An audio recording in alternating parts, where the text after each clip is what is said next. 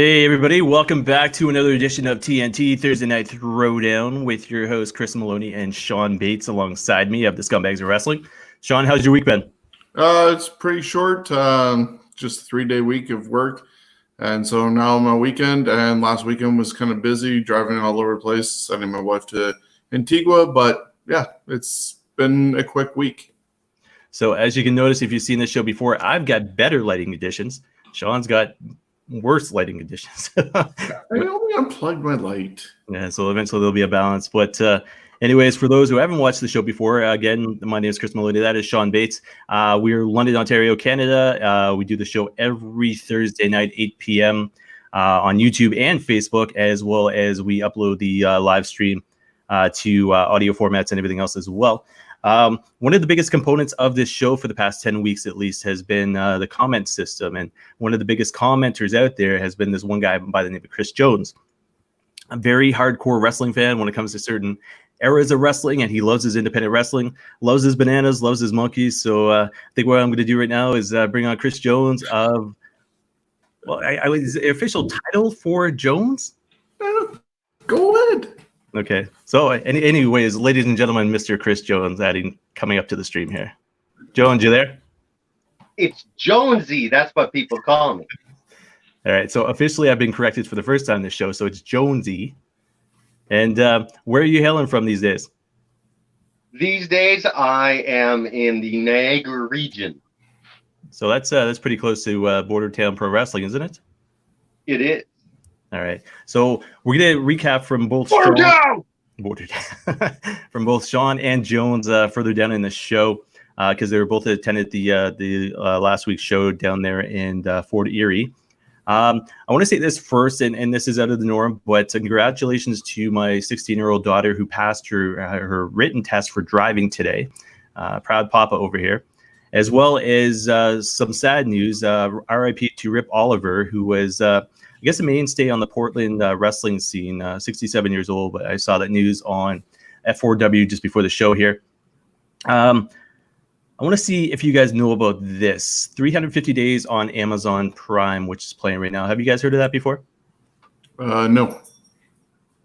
No, I do not recall that.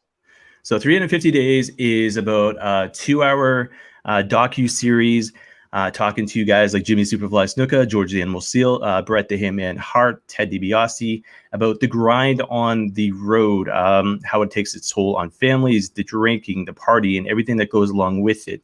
The unfortunate untiming of young deaths in wrestling, everything else. It's a good series. I watched part one. Well, I watched the whole series, but I watched it in a matter of 2 days. If you're out there, Amazon Prime, and you have a subscription, definitely look for it, 350 Days. One of the reasons I bring it up is because some of the news I've seen this week. One of the big things is Lita, Gail Kim, Christy Hemme raising money for a kayfabe pilot. You guys hear about this? Yeah, I ended up hearing that. There's also a lot of other people involved with it, including, I think, Jimmy Jacobs. From my understanding of it, it sounds like it could be almost a updated version of what Glow was, like, because this is going to be the last season of Glow on Netflix. So if this one would take off, this would be a 2020 version of that, it seems like. So the official description of it, it's an edgy, racy, cinematic television series about a female-led professional wrestling startup. The show is a dramatization and collection of female stories inspired by real-life events. Jones, something that you'd be interested in if you had the ability to watch? Yeah, I watch Glow. I used to have Glow tapes on VHS. I think Sean has them somewhere. Glow is crappy, but watching it now, I kind of wish they'd someone buy it and show it again, the original series.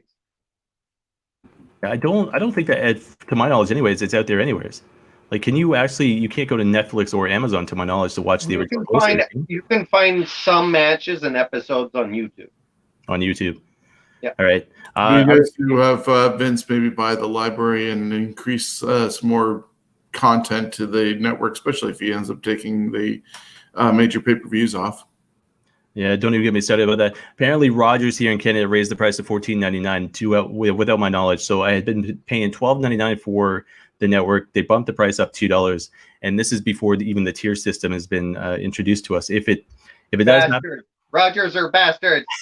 if it does happen, it happens. But I mean, obviously, they're gonna take every fan for what they're worth, so to speak. I will not go and try to find ESPN Plus to order a pay-per-view for WWE. I tell you that much. Another news as far as independent, well, not independent, but television goes, and kind of the independent side of TV for pro wrestling goes. Did you guys hear about Viceland's Dark Side of the Ring Series 2 coming up?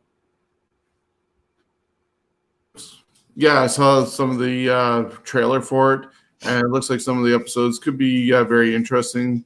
There's 2 that are going to be Benoit, 2 that are going to be Owen, 1 for Dino Bravo, and I'm not sure what the other ones were going to be. So Herb Abrams, founder of the UWF, one on Brawl for All, and as well as one on New Jack.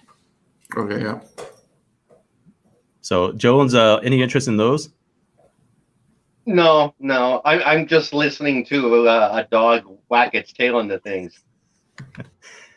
So anybody that doesn't know Jonesy, he is original. I tell you that much. So if I'm asking him a question, expect an unoriginal response. So, anyways, Jones, how's your take on pro wrestling nowadays?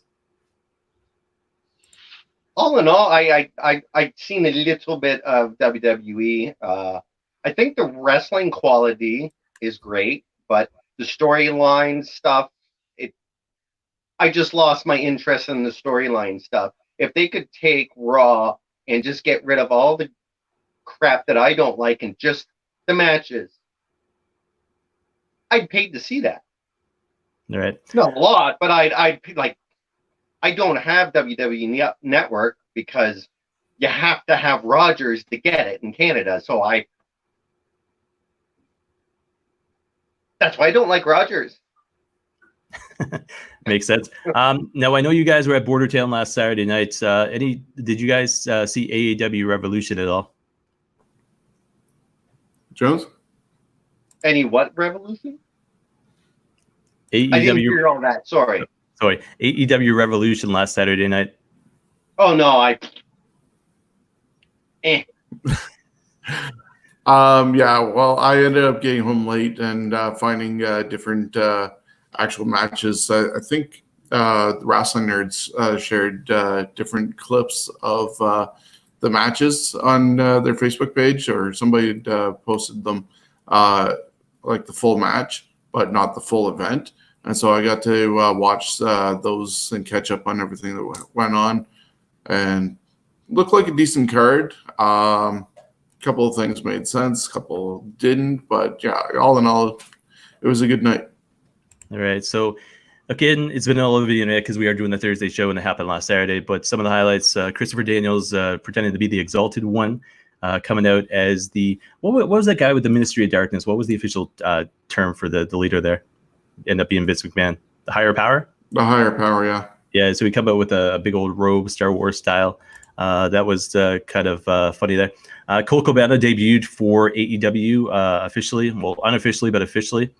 Best tag team match ever is what they're calling the Young Bucks versus Hangman Page and Kenny Omega. Hangman didn't turn against Omega, which is surprising to me, and Jon Moxley, former Dean Ambrose, wins the championship. Sean, your thoughts on any of those? Did you see the tag team match at all? Yeah, I saw the tag team match that was available, as I posted on the Wrestling Nerds Facebook page. So that's how I ended up getting it. They shared it from somebody. Really good match. The only thing that's really kind of bothering me, and it's not just AEW, it's almost everywhere right now, just the non-sell of everything and hitting so many moves, and it's not believable they're back up. And so the slow burn and having a match tell a full story isn't there. Like, I was disgusted in that sort of sense with the Iron Man match that Pac and Omega had, because there were so many times that there should have been a pinfall or a submission, and it didn't happen. Next thing you know, they're popping up and doing stuff. But as far as the tag team match went, great. Mox winning the title kind of surprised me, in a way. So now Jericho's the oldest AEW champion in history. And I think they went the right way with MJF beating Cody. All right. Normally I got a lot of topics I want to talk about, but we got Jones on here, so I want to get your guys' thoughts on a few things. When is the Jones? I want to get your thoughts first. When's the last time you actually got to enjoy a wrestling match? Because Sean's right about what he just said with regards to, and the term is frequently used when they call it spot monkey. You know what I mean? They get hit with 14 pile drivers, and the next thing you know, the guy's still popping up. The only guy that used to be able to do that was the Undertaker, or Hulk Hogan, whatever the case may be. Jones, when's the last time you actually enjoyed a match that you saw on TV from like kind of even today's generation? I've been watching a lot of wrestling lately, but it's been a lot of stuff from early 2000s and back. And that stuff I really enjoyed. Today's stuff, like I watched Goldberg against The Fiend or whatever his name, Bray Wyatt. Yeah. Oh my God, what the fuck? That right there, I mean, that's why I don't want to follow storylines, because they build this up and then they just, so you have a match where a guy can get 18 power drivers, he'll still get up, but here comes Goldberg and you can do that once in a while, but not now. That's why, yeah, I enjoy independent matches where you're right there. As far as watching it on TV, it all the matches almost seem to be the same match, that New Japan style. It's great. I used to watch it like 10, 15 years ago, and it was great then. But it wasn't over here yet. Now it's over here, and everyone seems to just want to wrestle like that. So do you think more goddamn eye pokes? Yeah. Well, okay. So yeah, I'll ask you this: are you familiar with a guy named MJF? Yes, but I couldn't picture his face. But okay. I think he was in the Independents. I might have seen him. He was, yeah. I might have seen him in Sarnia. He was actually at a Smash show here in London when CZW was here. I don't know if you were still around for that one though. No, I wasn't there for that, but I was there for the Sarnia show for Impact. Wasn't he there then? Not too, Sean?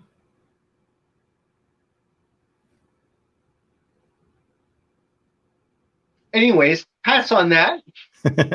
Anyway, the reason I bring up MJF is because of the fact is you've got Roddy Piper in the eye poke, and you mentioned eye poke, and MJF. What they're doing is comparing him to today's version of Roddy Piper, a little bit more hardcore.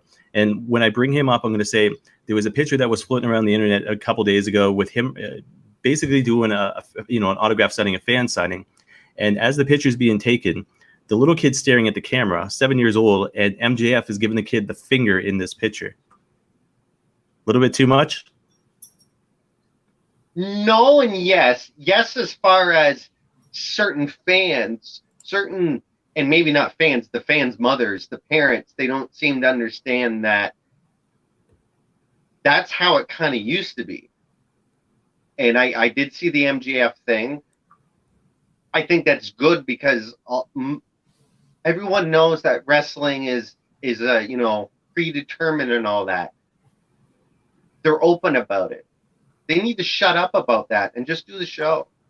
And by him doing that, that gave some real to it. You still know he's playing, but he's playing the character, and that makes not just a great wrestler, but a great performer. Yeah, Sean, your thoughts on that? Well, as you said, he's playing the character, and it's doing well. Back in the 80s and early 90s, there wasn't these heels showing up at fan fests and doing autograph signings.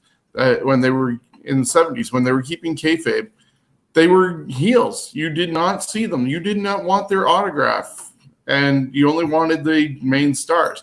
Now that everybody shows up at these things, as long as they are doing their shtick still, and in this case MJF did, that's still keeping his character instead of being all nicey nice for the fans when they come and pay him $20 for an autograph, and then being his character when the lights are on. Keeps consistency. And well, I was listening to Conrad Thompson, and Tony Schiavone, and they were even talking about MJF, and Conrad's like, yeah, he's a hole in real life too. So, can you imagine back in the day sitting there and get your picture taken with Ric Flair, and all of a sudden, next thing you know, the picture, you finally get it back, and Ric Flair's giving you the finger, the damn picture. That's all I can think of. Like that's the closest you'd be honored. I'm sure a lot of us would. So Jones, AEW, one of the things that happened last night on the show, Jake the Snake Roberts made an appearance. Are you surprised that he's still kicking around as far as the wrestling business goes? I seen that, and the scary thing is, except for his looks, because it's like, oh God, please go in the ring and get destroyed. Oh, please. But he's got like horrible haircut. I don't know what's going on with that. One side was shaved, one side wasn't. He had a bald spot here that just like the hair, just shave your head. Besides that, he just destroyed everyone on the mic as far as how you do things. That he can still do. So why not? All right, Sean, your thoughts on Jake coming back, and he had mentioned his new client and cut a little promo on Cody there in the ring. Your thoughts on Jake being back, and then who do you think his new client could potentially be? Well, the one plus side to AEW is they're using the past for fueling their future and trying to rectify things, but they're using smart people. And Jake has been the best ever doing promos. He never yelled at people. He always kept it silent and made you want to draw into listening to him. If they can bring that Jake Roberts to AEW, whoever he's guiding and being a leader of, in this case, having a client, that's going to be gold. It's way better than Tully Blanchard or Arn Anderson being at ringside. Those two are great in-ring technicians, but they don't seem to be doing anything personality-wise. Jake is going to bring the personality, and if behind the scenes he's able to bring psychology to the new generation and teach them, amazing. Shave the head, definitely. Look like the home haircut went wrong. People were going out there, but it's great that, like, if he's still clean, thanks to DDP, he's one guy that every time you hear somebody's passed away and it's not Jake Roberts or Scott Hall, it's an amazing day. Yeah, you could add Ric Flair to that list as well, the amount of partying that he used to do. So as far as his client goes, who do you think it's going to be? Lance Archer didn't show up, so maybe it's going to be Lance Archer. And they used the idea with Jake is the starting of that instead of just throwing Lance out there. Or it could be somebody like Brody Lee, which people would remember as Luke Harper. Yeah, so you mentioned Brody Lee. AEW Dynamite's taking place in Rochester, New York on March 18th, which actually happens to be the hometown of Brody Lee. So I think that is going to be where we see him. Whether or not Jake holds off until then, we'll have to wait and see. Matt Hardy to AEW. Are we getting closer with it? Can I guess? Go for it. Matt Hardy, because he said it was going to be, I forget the name. It was a stupid name. The Dark friggin' People, whatever. The Exalted one. With his bad haircut. Matt Hardy has a bad haircut. Wouldn't it be better if Matt Hardy came in as a bad guy? So you think Jake's client's going to be Matt Hardy? I'm going out on a limb and saying yes.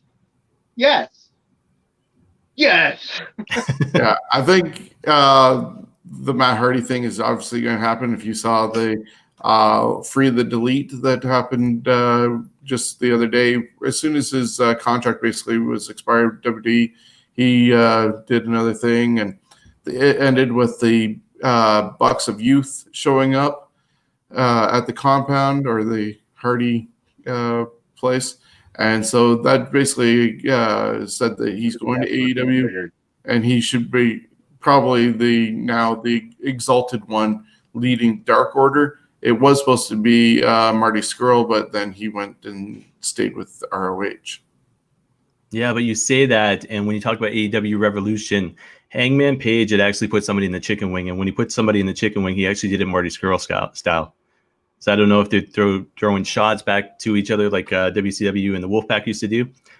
or whether or not that's a sign of things to come, because ROH may have a working deal with AEW within the next year. So it'd be interesting to see if we still see Marty Scurll over in AEW.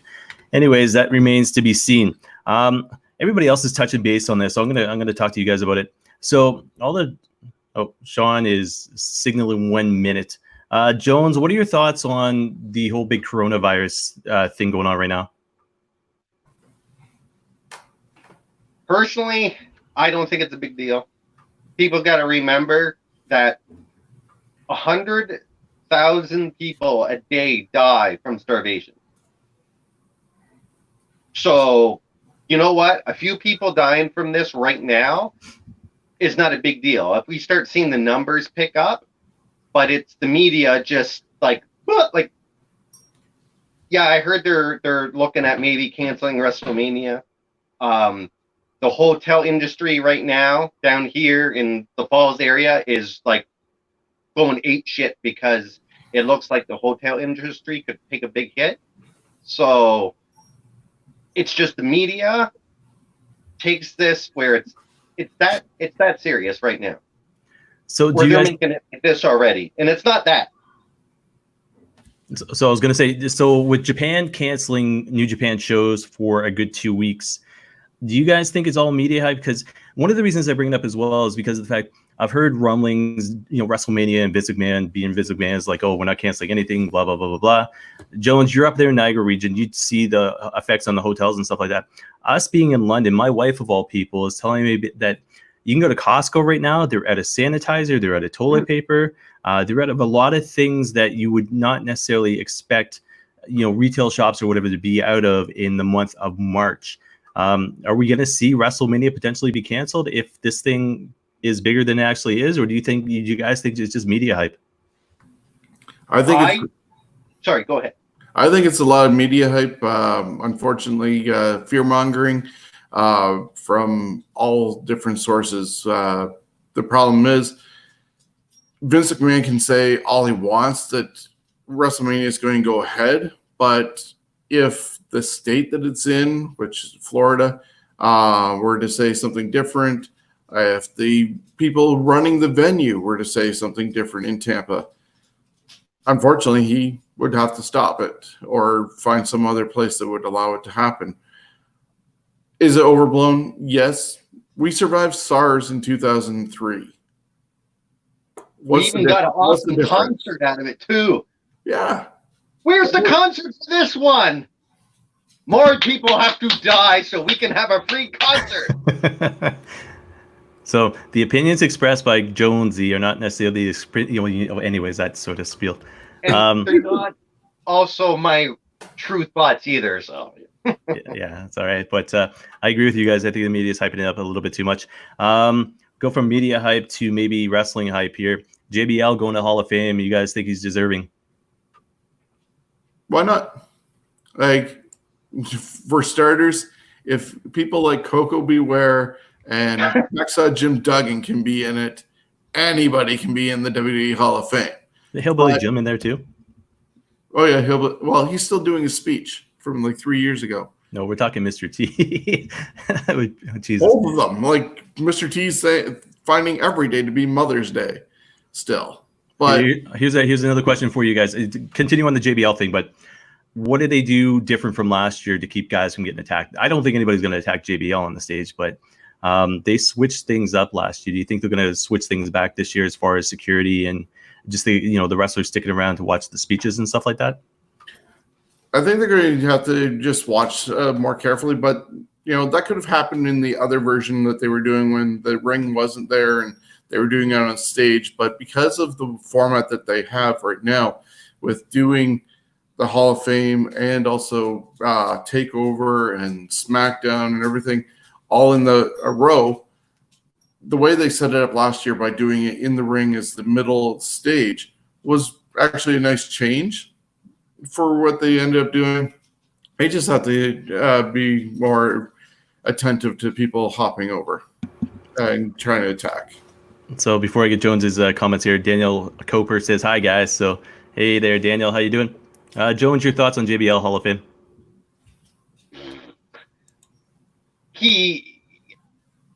I don't think of him as a Hall of Famer. Mind you, Coco Beware and all them, good point. Though Hacksaw, I'm sorry, he belongs in there for the simple reason he wasn't a good wrestler, but he came down with a freaking board and got huge pops. Right, his WCW days were like his best days. And So, he won the first I Royal think Rumble. he deserves it, but if they're going to start putting people like that in JBL, where's the jobbers? There's some awesome jobbers that deserve to be in there. How about some rats? There were some other people in there, not just the performers. How about some lightning technicians? No, that'd be no. Well, see, in my case, I do agree with JBL being in there. Like, okay, if you were to tell me originally that Justin Hawk Bradshaw was going to be a Hall of Famer, I would have said no. If you were going to tell me that somebody that was an acolyte or a new version of the Blackjacks, I would still say no. But when he started doing the APA thing and teaming with Ron Simmons, that started getting him more noticed. Then he started doing the charity work. He was the first one that got the WWE over to the war area and did the tribute to the troops. And then when he did the switch to the J.R. Ewing JBL character, it floundered at first, but then Eddie Guerrero helped set that character on fire, and he was the longest reigning SmackDown champion in history at the time. So, yeah, he knows his role. He dropped the belt to Cena in his start to rise, became a really good commentator. So, yeah, I'm okay with JBL being in the Hall of Fame. Do you find it messed up, though, that Zeb Coulter, a.k.a. Dutch Mantel, is not in there before JBL, though? Well, it's also Vince McMahon's Hall of Fame. There we go. That's what I wanted to hear right there. Vince McMahon's Hall of Fame. If you're in good terms with Vince and not working for another company at this time, which Dutch Mantel is, then there's a chance of being there. That's why also a team like Demolition are not in the Hall of Fame, even though they're deserving of it. But they just recently sued Vince for the whole concussion and whatever they want to class it as lawsuits. If you're on the outs with Vince, you're not getting in. But are you deserving? Eventually. That's why Savage was on the outs. But it took him dying to get in. Yeah, very, very good statement there. I'm just going to blitz a few things here, and then I'll get you guys comments on whatever you want. Jeff Hardy's set to return. That was released on Backstage just this past week. WWE Untold, Dennis Rodman's coming up on March the 22nd, WWE Network. Talk is Jericho right now. The case of the missing title belt. So if you're not a big fan of AEW, that is something to listen to as far as what they went through with their first ever championship over there. AJ Styles named PWI Wrestler of the Decade. Steve Austin announced today for hashtag 316 Day on Raw Monday, March 16th. And then right after that, which I thought was pretty cool, Bret Hart announces the next guest for Broken Skull Sessions with Stone Cold Steve Austin. That's March the 16th on the WWE Network as well, if I could talk. Have you guys watched any of the Broken Skull Skull Sessions? There we go. Have you guys watched any of those? I have. Jones is shaking his head no for those listening to audio. Because I saw it on the network, and you don't have the network. I've actually only seen two of them. I haven't seen the Big Show and Goldberg yet, but I did see Undertaker and Kane's. So pretty decent. Just basically a revamping of the Stone Cold podcast he was doing on the network that got killed when Dean Ambrose was on it. But, things have gotten better, and so they've gotten him off it for a bit, gotten in there, and having fresher and classic guests is really good, I think. So is there anything we can hear Bret Hart say that we haven't heard already, though? No. Okay. Jones, you looking forward to seeing Bret Hart on this? All right. Great wrestler. Predictable, but great wrestler. Big ego. All right. Oh. few more notes here just before we wrap up and go into the independent wrestling scene. AEW yesterday 906,000 versus NXT's 718,000. One of the big things about NXT was Chelsea Green advances to NXT TakeOver Tampa and for a ladder match. The winner in that ladder match is going to go on to face Rhea Ripley or Charlotte Flair. Impact Wrestling is coming up. Lockdown 2020, St. Clair College, Windsor, Ontario, Saturday, March 28th. That's coming up as well. Just announced today, NWO appearance tomorrow night on SmackDown, Hall, Nash, and Waltman. And anybody watching UFC 248 coming up this Saturday as well. You guys' thoughts on the NWO going in for a second time before guys even like the British Bulldog have been announced? Well, this is their first time as NWO, but second time for all, pretty much all of them though. Yeah, at least it's not the 99 different characters that were NWO wearing shirts. Horace Hogan isn't going to be there.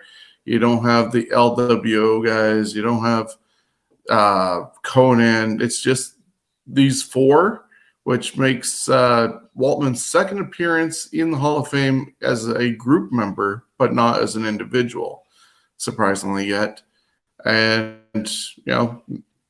they're back on good terms with Hogan, so of course Hogan's going to get to do something else. And they got to hype it up. They're in Tampa, so why not?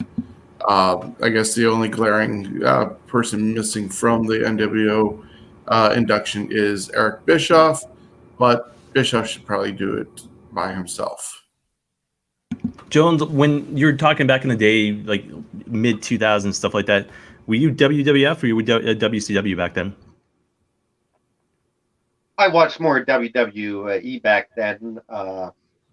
Didn't have the TNT to watch Nitro. I watched tons of Saturday Night. WWF had the better storylines, where WCW, I did think, had the better wrestling. They let the good wrestlers wrestle a lot longer and featured more names for their shows than WWF ever did at that time. So 20 plus years later, who do you think was more relevant, DX or NWO, looking back?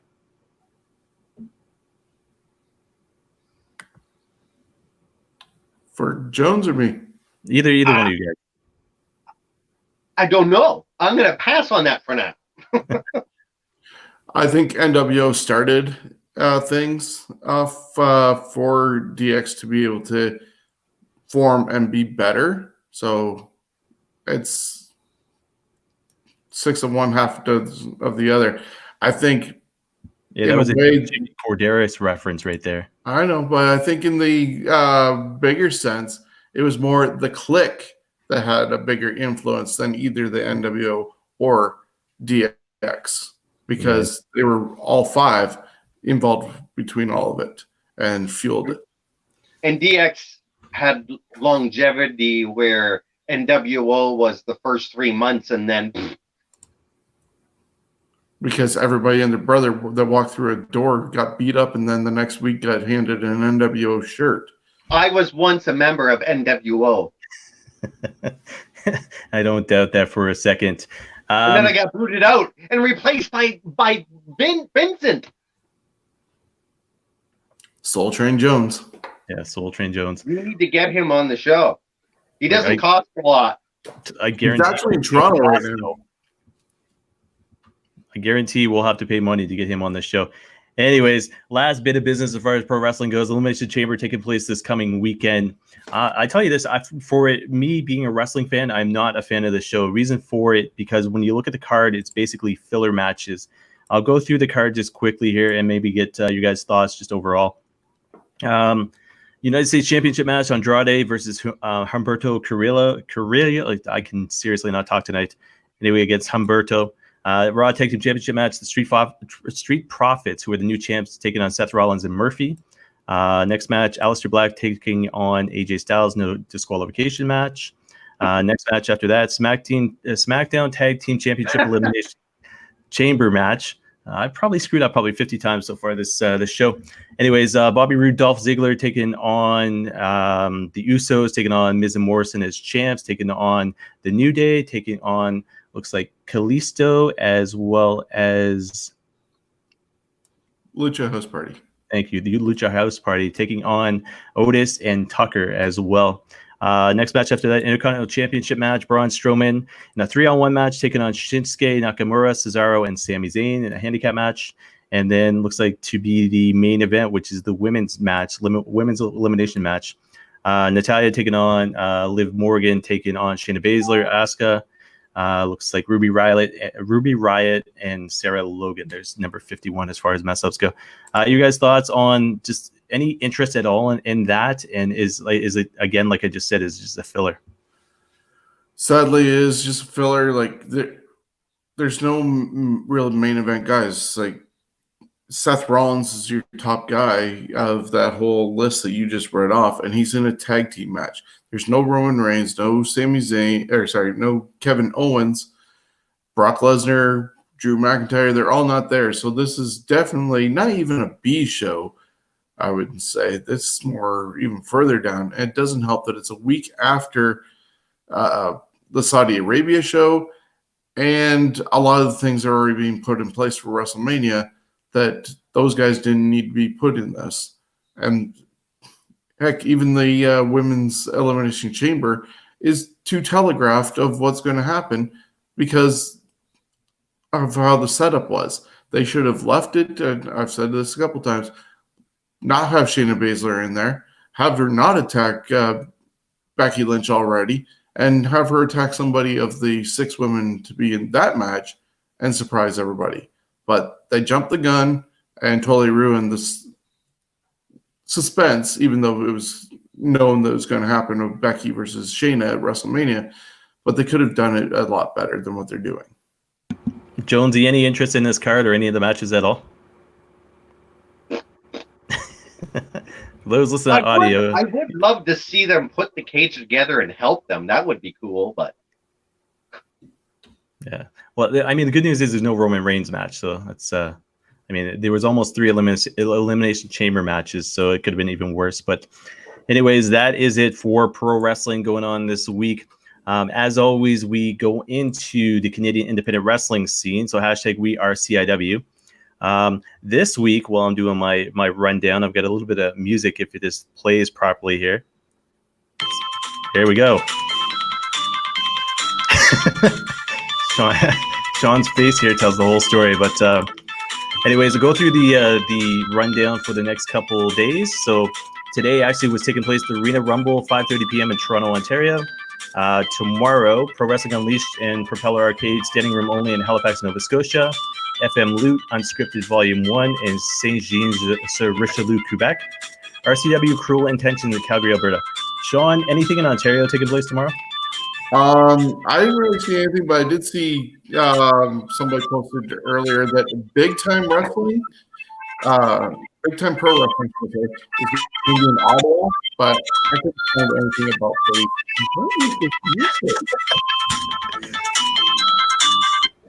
Okay, there. Better? Better. Oh, All right. That's much better. All right, so I was getting like an 8-bit headache there. I thought it was doing some Japanime. all right, so maybe another time we'll try maybe a little bit different music going on, but at least I gave it a shot for one less. Because you don't want another copyright strike. It's annoying. Anyways, yeah. Saturday? Yeah, Saturday. All right. Try to get back on track, but yeah, that's the whole copyright strike thing taking place right there. Saturday, NSPW Generation Next presents Road to Ready. I think there was a typo in there. It's not mine. Anyways, NSPW Generation Next taking place Quebec City, Quebec. That's Saturday. Saturday as well, Barrie Wrestling, Barrie, Ontario. Ultimate Championship Wrestling, Return of the King in Halifax, Nova Scotia. GEW Clash de Chevrolet for L'Assomption, Quebec. I really got to study with my French. Next show, Gala de Lutte Tolerance Zero 2020, presented by the Lutte Estron Magog. I got to get a translator in here. Next show, NSPW Quebec City, Quebec. Next show, latest production, EWE in St. Barnaby, Sud, Quebec. MPW Evil Intentions in Edmonton, Alberta. RCW Gold Rush in Edmonton, Alberta. As well as All Star Wrestling presents Circus of the Scars in Surrey, BC. Sorry if I butchered the Quebec stuff there. Sean, any Ontario shows I've missed? Nope, just the Barry Show. All right. Sunday, HWE Crossroads, Hamilton, Ontario, as well as Greektown Wrestling presents Strong Zero Deathmatch and Strong in Toronto, Ontario on Sunday. Anything else that I would have missed? In Hamilton, Great White North Wrestling is doing a show at their Germania Club. Oh, and of all people, Daniel Coper, please no more music. So I think we'll actually agree with that with Daniel. Anyways, a few other shows I want to make mention of as well. Midwestern Wrestling, Listerville, Ontario, Saturday, March 28th coming up. No Ring North, Volume 1, London, Ontario, Sunday, March 28th coming up. Smash Wrestling, St. Thomas, Ontario, Sunday, April 19th. Smash Wrestling in Toronto, Saturday, April 25th. And Smash Wrestling in London, Ontario on Sunday, April 26th. Sean, huge fan of Smash Wrestling. You are. Anything going on in the Smash world that you're aware of that maybe that we haven't touched base on the past couple of weeks? There's a bunch of guys from representing Smash going over to Germany and battling WXW in their tournament that they're having. I believe I don't have it in front of me, but I know Sebastian. I think I saw Tarek is going. Tyson. What is Jonesy doing? Von Vertigo and Psycho Mike are definitely representing Smash. And Shane Saber, I think, is one of those guys as well. Yes, that would be the sixth one, I think. I missed him. They're doing stuff with WXW, and a lot of it is more shoot fighting, I think, that goes on with their event. All right, so if you didn't see us on screen, you'd see the big picture behind us. Now, this I saw today, which I'm kind of stoked for. I wouldn't mind making the trip, but Montreal is a ways away. Tyson Dukes challenging Nick Aldis for the NWA World Heavyweight Championship on May the 9th, Montreal, Quebec. Moment of Truth presented by FLQ Wrestling. Sean, had you heard about this? Your thoughts on Tyson challenging for the championship, and what do you think is, what's going to happen for Tyson Dukes post-match? I saw this just earlier today as well.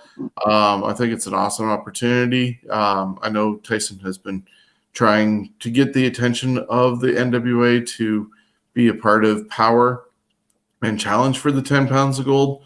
And if this is going to happen at any time and it's happening in Montreal, then so be it. Maybe it'll impress them enough to bring him into Atlanta for some Power tapings.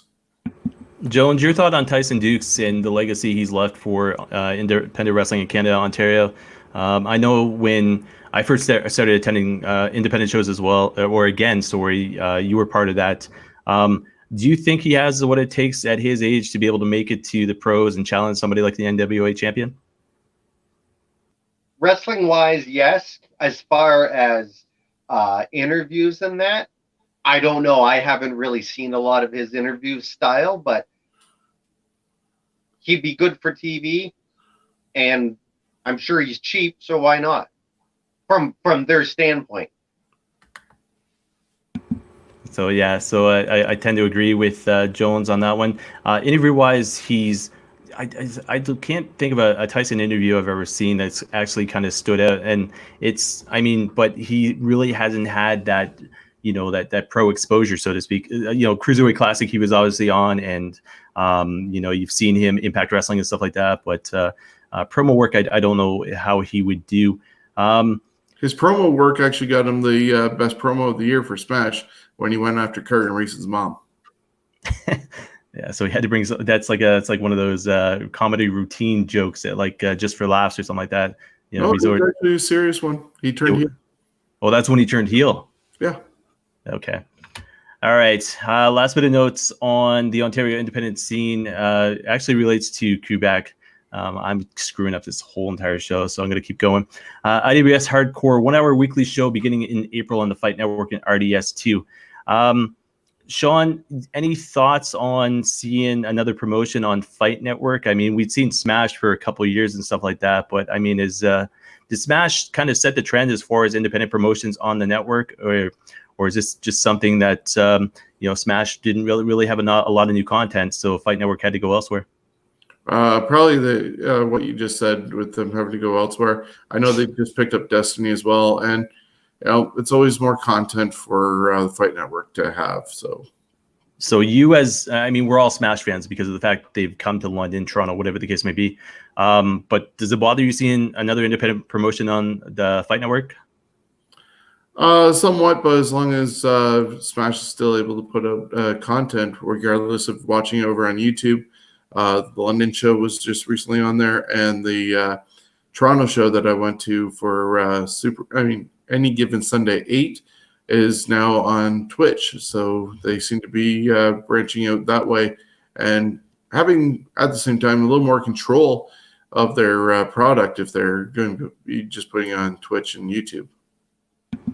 All right. Now, one of the things we had mentioned or we're talking about kind of before the show here was the Smash puts on a performance. I mean, when you go to London Music Hall, for example, the sounds, the lighting, the stage setup, the ring, everything, just the attendance, the commentators, everything else. When they do a show at Fanshawe, there's definitely contrast between the two shows. But now you guys were at Border Town Pro Wrestling last Saturday.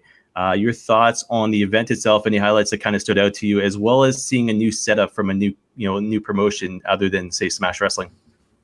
Jonesy?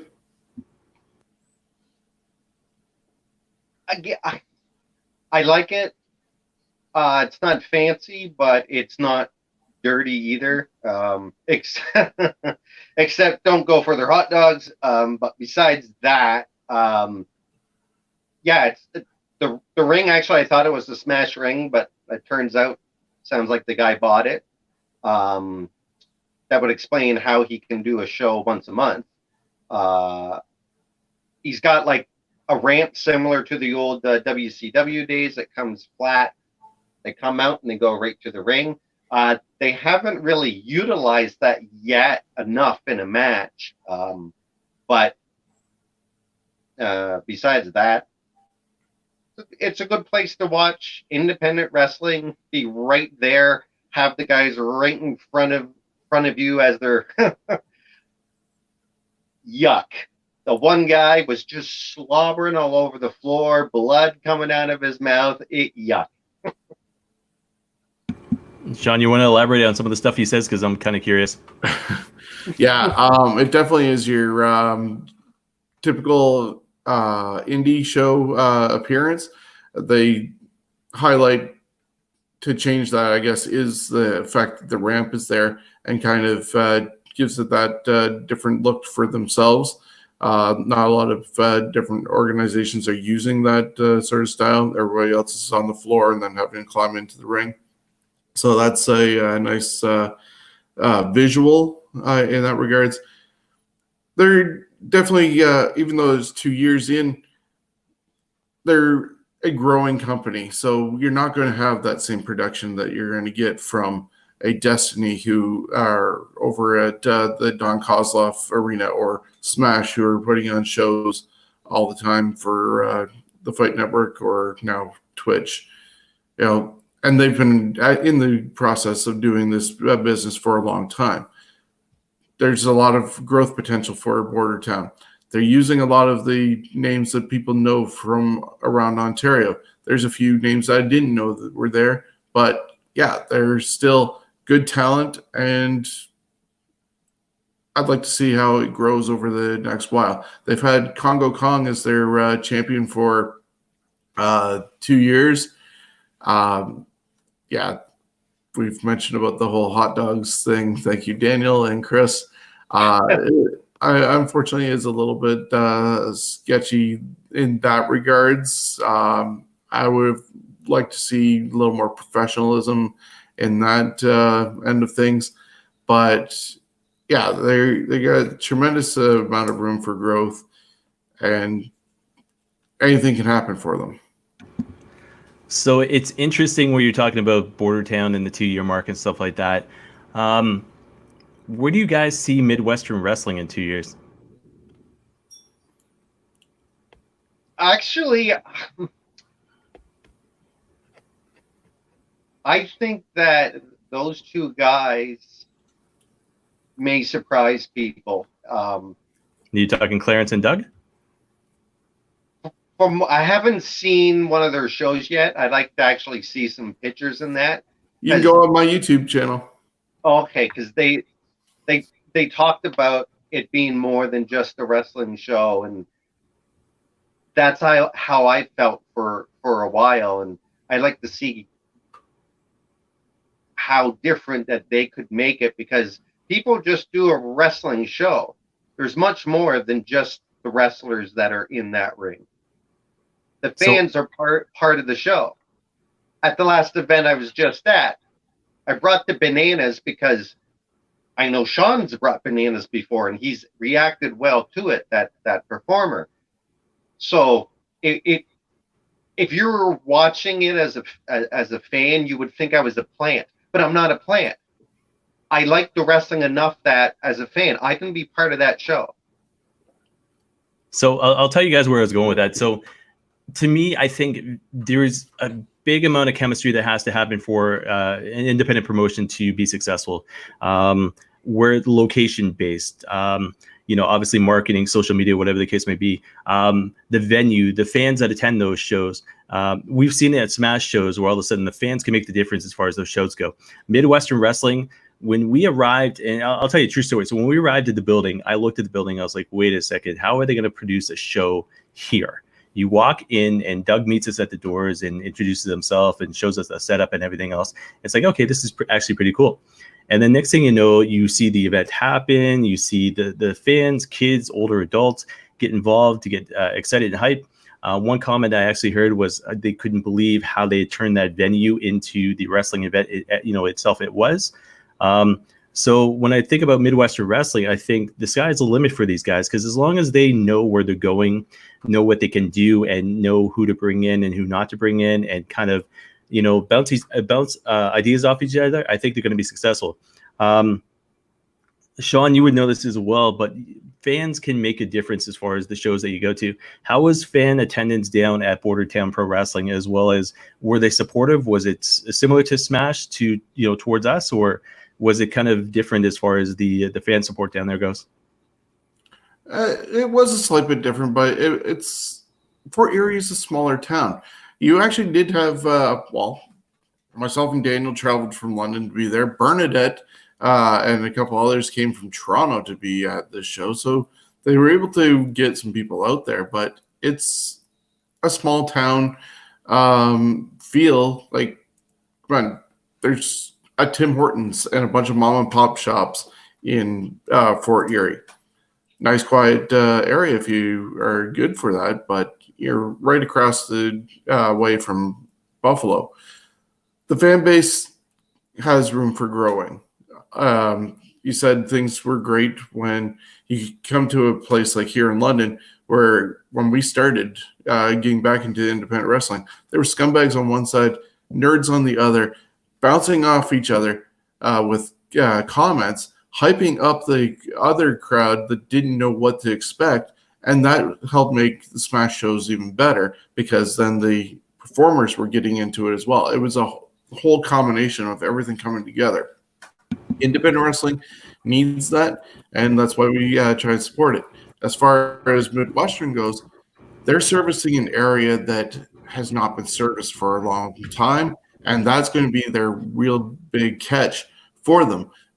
We were told the last show that ever happened in the Listowel area had, I think, double-digit numbers in attendance. Meanwhile, this one had their first kick at the can had about 300 people. If they start hitting other areas other than Listowel, like Wingham, Goderich, who knows, wherever else in the Midwestern area, they're going to attract those people who find out good things about them and grow their fan base. And people will travel from Listowel to Wingham and back and forth, and it just won't be those guys from that town that they're in. Daniel's got obviously food still on the brain, even though we're doing this show. So obviously he wasn't still not a fan of the hot dogs. At 8:54 p.m. on Thursday night here. We'll go into something that's close to Sean's heart here, and that would be the Ontario Indie Wrestling March Madness Tournament. Sean, what the hell's going on over there? Well, last year we did the March Madness tournament, voting every day from March 1st to March 31st. It actually comes out perfectly for dates. So doing it again, last year was won by Tyson. It actually came down to Tyson versus Tarek. This year, we're doing again. If you saw the video on my YouTube page or Facebook, you see how the brackets there were drawn out. It started off on Sunday with Holden Albright beating Sean Spears. Monday had the remix of professional wrestling, Kevin Bennett beating Fireball Jordan James. Tuesday, there was actually a tie for the first time in this voting. And even with extended time given, I had no other choice but to say both guys advance. So Tarek and Josh Alexander advance, and they're going to go against the winner of Alexia Nicole and Von Vertigo, which Alexia won. And today is Jody Threat and Kyle Boone. So, sorry, dog. We have until 7 o'clock tomorrow morning to vote for them to see who advances. And, yeah, it'll just keep on going all the way until March 16th, and then round 2, and keep on going from there. This Friday, tomorrow, is Scotty O'Shea against Gabriel Fueza. Saturday, Night Train, Justin Sane, which we saw at Bordertown. He's taking on Red Death, Daniel Garcia. If this match were to happen in real life, wow.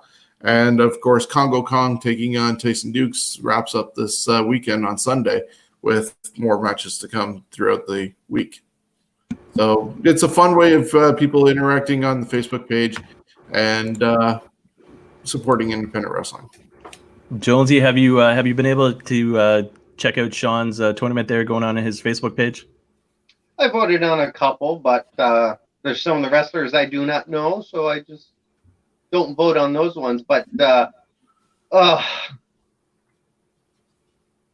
gotta say, Tarek, I have yet to be impressed by that guy. Oh, jeez. No. I might have to ban my first person right here. Hey, can I just suggest he's got the look and all that, but I have not left yet gone, my God, that Tarek match. I have forgotten any match that he's been in that I've seen live. So and I would suggest for I know Tarek that sounds like an insult, but people go on about that how good he is and all that, and I don't see it. No, I get you. So in that case, can I suggest 2 matches for you? Find the Northern Tournament where he took on and lost the championship to Kevin Bennett from this past year in Toronto. Yes, I see you're writing it down. And you have to text it to me because I won't remember. I will. But for those listening as well, though, check out when Tarek unfortunately lost the title to Kevin Bennett. And also a week ago, or 2 weeks ago, sorry, when he took on Speedball Mike Bailey in the #1 contendership match. That was match of the night, hands down. And I will send you those matches. Yeah, I'm going to add a third. How about Super Showdown 6 when he beat up on 2 guys in one night? Well, true, because thank you for saying that, because that was actually match of the year when he went against Sebastian Swab and then later on became the Smash Wrestling champion. And his no-holds-barred match was Suave. Wow. See, that was music right there. That's what Tarek is. The Ontario independent wrestling scene is music. Good music at that. So anyways, Jonesy, 2 more matches. Super Showdown 6, Phoenix, Toronto, Ontario. Beat up on Sebastian Suave. Then he beat up on Joey Janela, and he won the Smash Wrestling Championship, as Sean had said. But hashtag punch, kick, chop. Sean, I'm going to bring back up your hashtags here as long as Jones doesn't put down Tarek again. What's going on in the world of the Scumbags of Wrestling as well as the Ontario Independent Road Trip? Okay, so I'm putting together the Ontario Indie Road Trip series. We'll cover the events happening, I believe, tomorrow night through March 13th, something like that, maybe 14th. I've got to see the calendar offhand, but they'll cover the next 2 weeks of wrestling so that you can plan road trips and plan when you want to go to support independent wrestling. And I'm also going to be recording episode number 95 of the podcast. And that'll be available on iHeartRadio, Stitcher, Spotify, iTunes. I think there's even a version that's on YouTube. So we're available everywhere. All over the place, eh? Yeah. If you want me for your 100th show, you let me know. Yeah, we're gonna have to do something big for the 100th show. We have to do something big for 100. That's what I'm working on. All right. So Live match. Wait, What's what? that? A live wrestling match. Yeah. With who? I will work on that. I'd play the Jeopardy theme music right now, but I'd probably get another strike against me. Anyways, Sean, you can see the logo that's kind of in the backdrop there behind the three of us, eh? Yeah. All right. So this is what I'm referring to here. I always talk about it, and it's one of those things I got kind of filled in kind of last moment, but I've kind of taken a stronghold as far as the website goes. When I say these terms here, Gilmy Talks, It's Time to Fight, Knights of the Squared Circle, Ochoa and Ortiz Wrestling Podcast, Ontario Indie Road Trip, Ringside with Chops, Scumbags of Wrestling Podcast, Schwa Style Podcast, Stogie Mania Wrestling Podcast, Straight Talk Wrestling, The Production Line, TNT, Thursday Night Throwdown, and The Weekly Whisper. Sean, what the heck am I referring to? You're talking about the Ontario Indie Wrestling Podcast Network with all those shows that are underneath the one umbrella, and we're covering Ontario from all over the place, whether it's here in London, over in Kitchener, Ottawa, I believe even Stratford, and everywhere in between. And whether it's information, interviews, or event listings, we got it all covered with everybody that's listed there in the network. Yeah, so I just want to give a special shout out to, and pardon me if I butcher your name because I've been doing it all night, but Justin Gamati, is that how you pronounce it? Yeah. So Sean's puzzle. But anyways, we'll just by Justin anyways. Yeah, Gilmy Talks. He is the one behind all this. He is the one who I think got in touch with you, Sean, with regards to the whole podcast network and bringing everything together and then bringing it to life. We are all over the place right now on social media. We have a Facebook group. We also have a Facebook page. We are Twitter, Instagram, email addresses set up. We have a YouTube channel set up for future reference. I'm in the midst of building the website right now. I've kind of put the banner together, which you can see behind this. I'll throw up at the end of the show. If you're watching at the first of the show, you'll see it as well. But it is the beginning of a new network page that's basically going to branch out to, I think it's 13 different shows right now to be able to give content to everybody who's following wrestling in Ontario on independent level. The main thing for the website anyways is to make sure I've got every piece of content available to you on this one local page, so on this one website. So you'll be able to see profiles, you'll be able to see histories of the show, you'll be able to see all the episodes, you'll be able to see newly released episodes, anything that we can do. You'll probably see special episodes, as in some wrestling match maybe taking place for the Scumbags of Wrestling 100, or WrestleMania coming up, or anything coming up in the summertime and this and that. Maybe you'll see the me versus Sean as far as the referee series goes and who gets there first. You know what I mean? So we're about we're about a year away. So, but yeah, you will see it happen probably, I would say, the next 3 weeks. Everything will go live. So yeah, Ontario Independent Wrestling Podcast Network is what it's called, or OIW Podcast Network with the hashtag in front of it. Sean, are you excited about this as far as where we can go and where we can take it and everybody involved with it? Yeah, I think it has a lot of potential. When Justin started roping in everybody into a Facebook chat or on Messenger chat, the idea was out there to gather as many of us as possible. And as Ryan Knight said when we met up at Fanshaw for that show, none of us have any animosity towards each other. We all have the same goal, is to grow independent wrestling, especially here in Ontario. So why not work together instead of trying to wing it by yourself? And with all our current contacts, we can spread out. Yeah, so build our brands. So you see the website there, oiwpodcastnetwork.ca is the official website for it. For this show, tnthrowdown.ca is the official website for us. You can reach us Thursday at throwdown@outlook.com. Sean, anything you want to add as far as what's coming up this weekend or next week goes?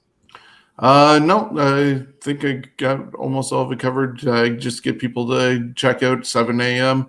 voting for the March Madness, and then be looking out for the next the next episode of the Road Trip and podcast.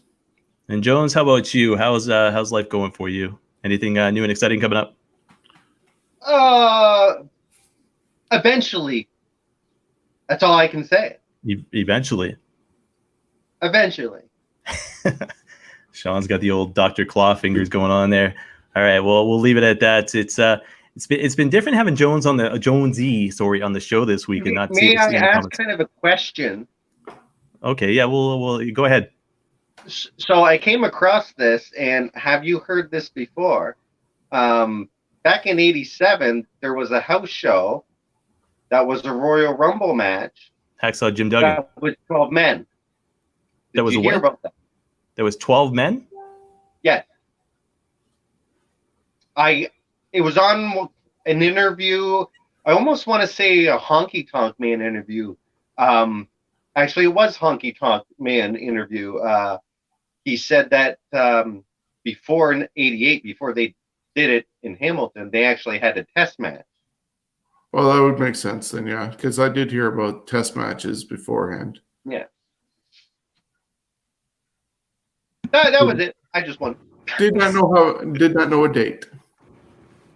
Now that I can give a little more insight on, if you want exciting little things.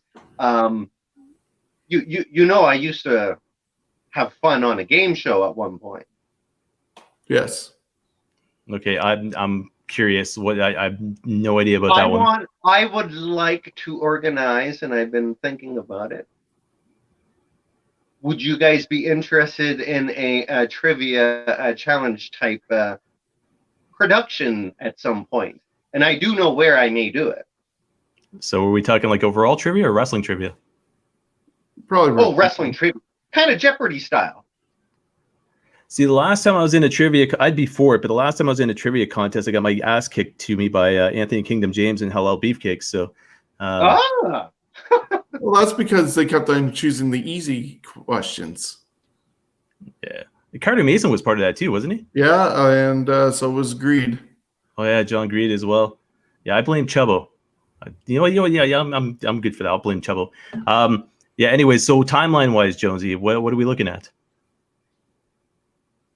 Possibly summer, if not within a year. I'm down with it. I've been thinking about something on that line, so we can brainstorm. We could have trivia with every single host for the podcast network. Yeah, because I would like the I don't know, do it maybe to break it down. I want it to be very similar to like the college shows that they've done where they get like 9 people and then you do tournament style. So you weed all the stuff out, so you have your 9 main people and then blah. Could be interesting. I'll tell you, I'm intrigued. So we'll have to talk off air. Or you said summertime? Summertime or within a year. All right, so lots of time to plan. Anyways, that has been it for another episode of TNT.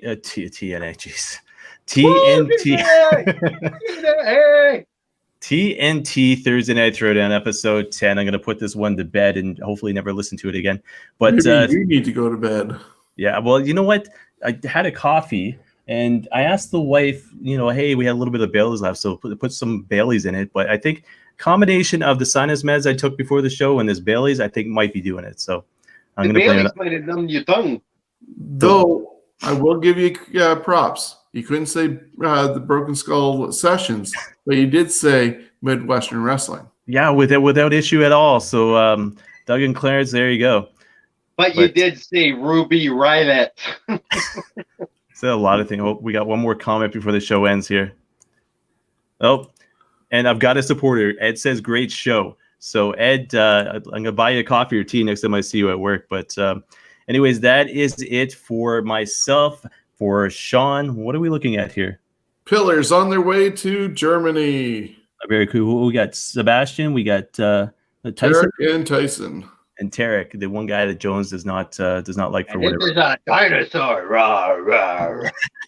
Yeah, and on that note, we're going to sign off. Thank you very much for listening and watching, everybody. Thanks to Sean and Jonesy for being part of the show tonight, and we will see everybody next week, and hopefully I'm able to talk next week. So again, everybody, thanks for listening, watching, and we'll see you again.